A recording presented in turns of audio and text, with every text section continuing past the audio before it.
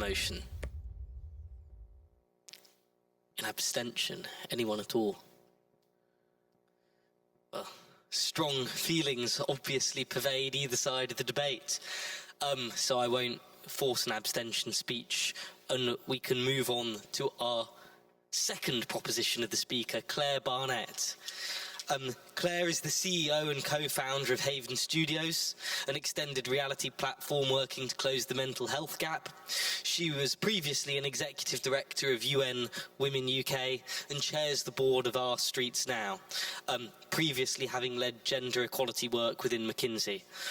We're delighted to welcome such a distinguished speaker tonight. Claire, you have the ears of the house.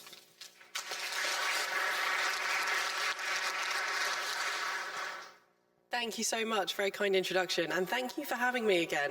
I've just been eating some quite salty chips, so if I'm drinking a lot of water during this, please excuse me. It's a real privilege to be speaking alongside some amazing speakers and minds tonight, so I feel very lucky to be alongside you and to learn from you. I am bound to the topic of the debate, so I will argue that feminism does need the West, but perhaps not for the reasons that you think. I'm not going to disappoint you by starting my point with a definition from the Oxford English Dictionary, much as I would love to emphasise that my own academic roots are from the other place, but I will start pointing out that my definition of feminism here is equality for people of all genders. I spent the past 7 years as Executive Director of UN Women UK, and the way that we explain the gender equality movement, which I'm purposefully going to use fairly interchangeably with feminism, to step away from the targeted tarnishing of that word to discredit the movement, which I'll come back to, is equal access for all women and girls to safety, choice and a voice. Safety being freedom from gender-based violence, including sexual violence in conflict, sex trafficking and child marriage. Choice from the toys that children play with that impact their view of the world from the age of 3 onwards, and the work available to women, whether it's recognised and fairly compensated, as well as what they wear, where they go and how they spend their time. And a voice being visible representation in all areas of society, including political leadership.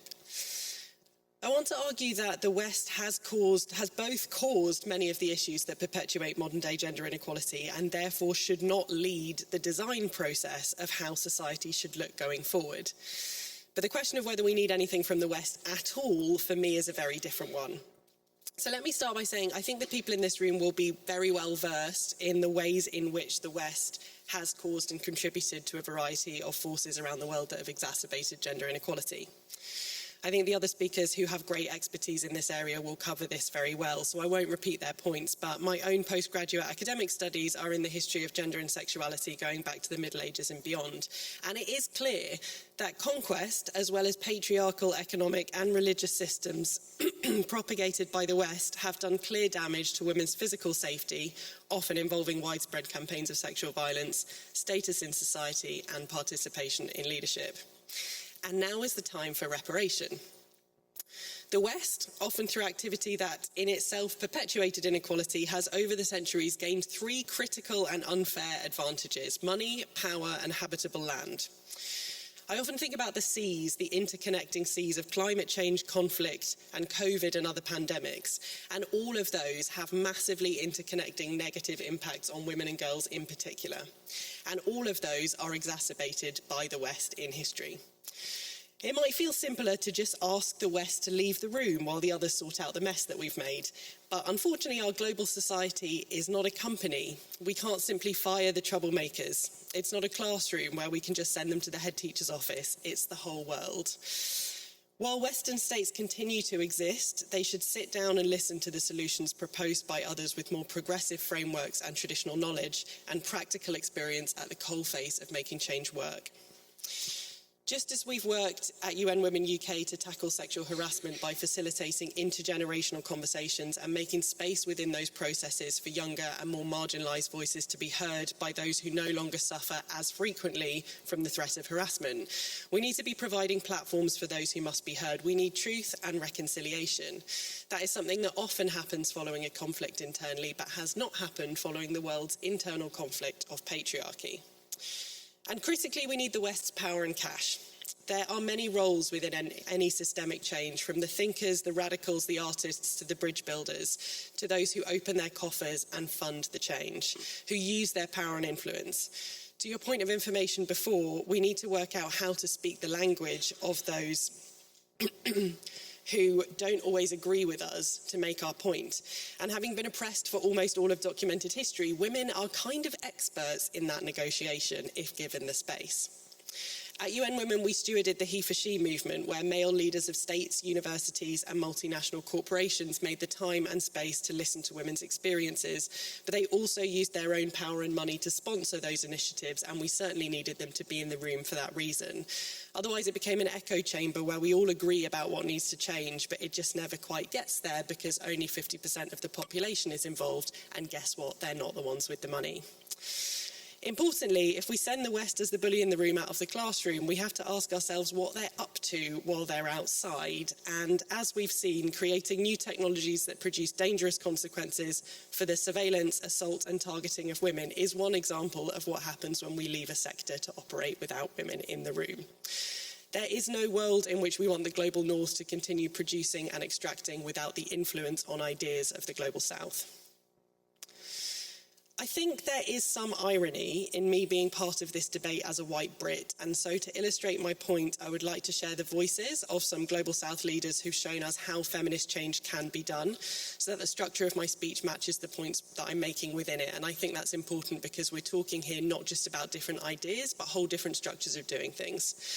So to quote Dr. Dennis Mukwege, the Congolese gynecologist who works with women who are survivors, and I'll say survivors rather than victims, of terrible sexual violence during conflict, it is not just perpetrators of violence who are responsible for crimes, it is also those who choose to look the other way. The incredible Kenyan environmentalist Wangari Maathai said, "I'm very conscious of the fact that you can't do it alone. It's teamwork. When you do it alone, you run the risk that when you are no longer there, nobody else will do it." And that becomes even more poignant now she's not with us. And Malala Yousafzai, who I'm also going to quote, said, "We need fathers like mine who stand up for their daughters' rights. We need mothers who speak up for them and brothers who celebrate their wins. We need imams and priests who speak out against those who twist our faith to hold women and girls back. We need a community of people who do not tolerate any harm or discrimination against girls and protect their equal rights. And each of us must begin at home by challenging our own thoughts and starting conversations with our family members and friends. As I've often said, culture is made by people and people can change it too." Finally, I would argue that the future of feminism lies not in the West, non-West or global North-South paradigm, but in the fluidity of peoples across borders. There will need to be a massive opening of borders to house those whose countries have been destroyed by climate change and whose bodies have been ravished by conflict. Often also those whose lands have been attacked by the legacy of the West, and very often those who have done the least to cause climate change but suffer the most. There is enough food and land to go round if we find a way to share. The three quotes from the feminist leaders that I shared have something in common: allies. This has become a cliche in modern feminist discourse, but those who wield power must share it to lift up the work of these change makers and many others. These thinkers have taught us that traditional knowledge that is indigenous to the area is going to be crucial in the continued fight for feminism. The structures and methods of the West will not be the ones that we need to follow to win this fight. But the people whose lineage created patriarchy must go the distance while it is unpicked. The master's tools cannot dismantle the master's house, but the master should absolutely sit in the room and listen while new systems are being designed and pay for whatever is built in the old system's place. I'd like to leave you with a rare note of hope in these discussions when it comes to this topic. I know it's not very common these days, and 130 years certainly feels like a long way away. Many of the incredible steps forward in equality in recent decades, the Stonewall riot, the Me Too movement and its counterparts around the world, the women of Amazon frontlines who are fighting big oil in court and winning, these are actions by some of society's most marginalised. Organising at a community level and working within flat structures to achieve systemic change. Our Streets Now, which I chair, is one example of that. It's so easy within this topic to feel like nothing is ever changing, especially for the people who've been reading, writing and fighting about this for decades. And you, a generation who's inherited the climate crisis at its hottest and the legacy of patriarchy playing out in unthinkable sexual violence now broadcast across the media around the world, must at times also feel quite hopeless. but we cannot undo decades and centuries of harm in 5 years. In 2013, Beyoncé said she wasn't a feminist. In 2014, she put the word behind her in huge letters on stage at the VMAs. Now, that's a light-hearted example, but I am being serious about this point. My mum couldn't open a bank account without her father's approval by law until she was 23. It's only 3 years this month that FGM became illegal in 35 states. We're standing at a doorway now, which we can hold back from with infighting and discussion about the system, or we can step through, listen to the people who have the right answers, and finally achieve what women have been working for all over the world for generations. And for that, we need everyone in the room. Thank you very much.